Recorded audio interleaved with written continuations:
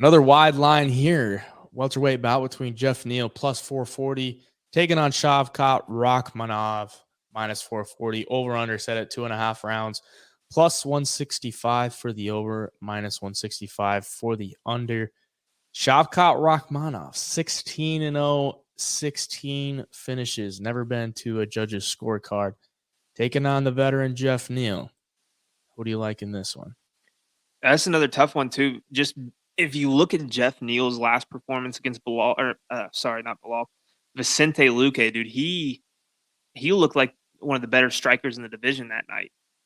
Pieced him up. Those left hands were so sharp and straight down the middle.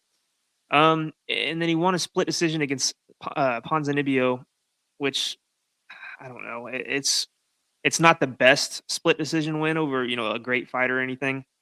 But the thing that scares me is his loss to Neal Magny. And Neal Magny was touching him up a little bit.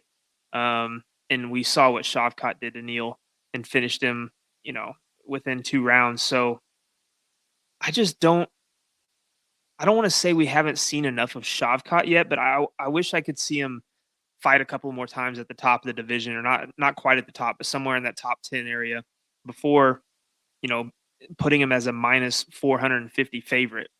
Because he does have 8 submissions and 8 knockouts, and he beats all these lower level guys and the guys that he should. And then he gets Neal Magny, who's a decent fighter, and beats him. But I mean, based off what we see out of Geoff Neal against Luque, there is a little cause for concern there if Shavkat can't get it to the ground. I mean, Shavkat's not the most.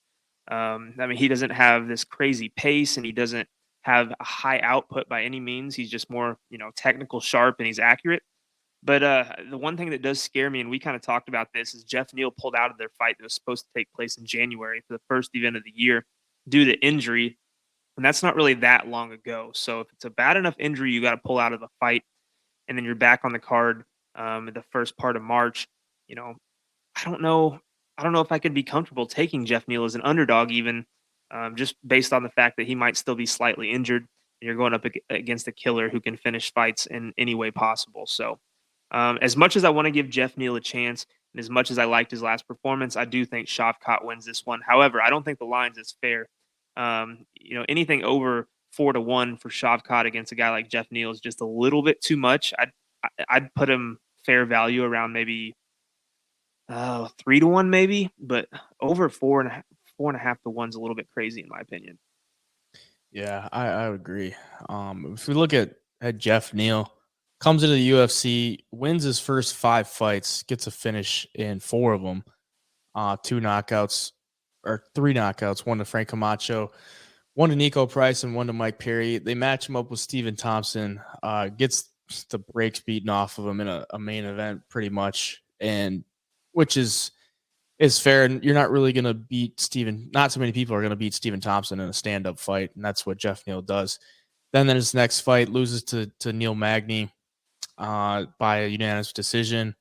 Not a great look there, but not a terrible look. I mean, a step down from Stephen Thompson for sure, but Neal Magny's been, around the top 10, 15, 10, 20 in the welterweight division for a while. Then gets the split decision win to Santiago. A close fight. He kind of waned in the last round there. Or not in the last round. He had a tough first round, and then kind of got into the fight as it went on and just kind of squeaked out a decision there. And then we see him against Vicente Luque, and coming into that fight, I'm like, all right, he didn't really look good against Neal Magny. He looked okay against Santiago, and I thought Vicente Luque was just going to give him the business, and he did not. He got the business given to him, and Geoff Neal looked like a completely different guy. He looked like he was reborn. Like, he beat the brakes off of Vicente Luque. I don't know how that went 3 rounds, because Geoff Neal was just beating the shit out of him for every minute of that fight, pretty much. The thing that really impressed me was his movement from the outside, like him dancing around from the outside, closing the distance quickly, landing a combination, getting out of range, or moving his head when Luque would look to counter, and then getting out of range. Like, that was some really slick stuff. Luque, I can't really tell if it was Luque that just looked terrible that day or if Neal was just on another level. But either way, I mean, I can't really take anything away from him in that one. Maybe I'm just reading too much into it and giving him too much bias off of like his past fight. You're only as good as your last fight, apparently. But yeah, I mean, he throws a ton of volume. He can get hit though. If we look at the stats, he lands 5.27 strikes per minute, absorbs 5.28. So I mean, he's pretty much 1-to-1 there. But in his last fight, he looked a lot better. Shavkat, not too many people have hit him. He's pretty hard to hit. He gets hit 1.39 strikes per minute. So it's going to be a task to be able to hit this guy and not get taken down. But Shavkat, we've seen him be okay in the stand-up. Like, he's not going to go out there and he's not going to push his wrestling. He's not going to push his grappling. He'll take it if it's there, but he's not going to come at you like a Hamzat and shoot a double leg or clinch you right away. He's content to like stand there and trade with you a little bit from the outside. He likes his kicks, likes his spinning attacks, but his real dominance is when he gets you to the ground and imposes that ground and pound and looks for the submissions as well. So this is a tough one because the line on Shavkat is almost unplayable. Yeah. I do think he wins, but I mean, he probably gets it done inside the distance. I don't see this one going all three. But if it does, like,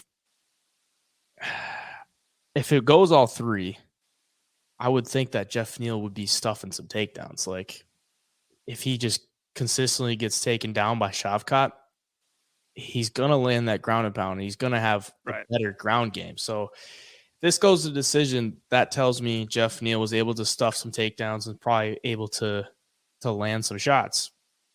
So I would probably say Shavkat inside the distance as a play or something like that. But yeah, I think Shavkat wins. I'm just not super confident in it because it is a big step up in competition. Like, I wouldn't compare Neil Magny to Geoff Neal, as weird as that is to say, because Neil Magny beat him. But that's just the reality of it right now. I don't know. Maybe that's too biased on Neil Magny's last performance or something too. So yeah, I can see. I can see what you're saying because I mean Neil Magny has a better ground game and jiu-jitsu than Geoff Neal, and if he's going to go out there and get submitted by Shavkat, then what's going to happen to Geoff Neal when it hits the mat? You know what I mean? So, yeah, it's just an interesting fight though. I think it could be, like you said, if it does go all three, it's going to be kind of interesting because that means Geoff Neal's probably stuffed some takedowns or survived on the ground. And if like he steals round one on the feet, and then makes another close round somewhere in there, it could be a closer fight than people think. Yeah, the little wrinkle too is it's Shavkat's first fight with a live audience or a live crowd. Yeah. So that could play a factor. I mean, in Las Vegas too. It's one of the biggest cards we've seen as of recently. So it could get to him. I don't think it will, but it might, make him, like we saw with Hamzat. Like when he fought Burns, he got in that zone of like, I'm gonna brawl with you. Like I'm not gonna impose my normal game plan. I'm gonna brawl with you. So my fear with Shavkat is if he comes out there and he's like content with standing with Geoff Neal for a little bit or like a little too long, and he starts getting pieced up, or he starts, the time starts ticking down and he loses a round or loses track of time and stuff like that. So, yep, just a concern, but yeah, I think Shavkat wins.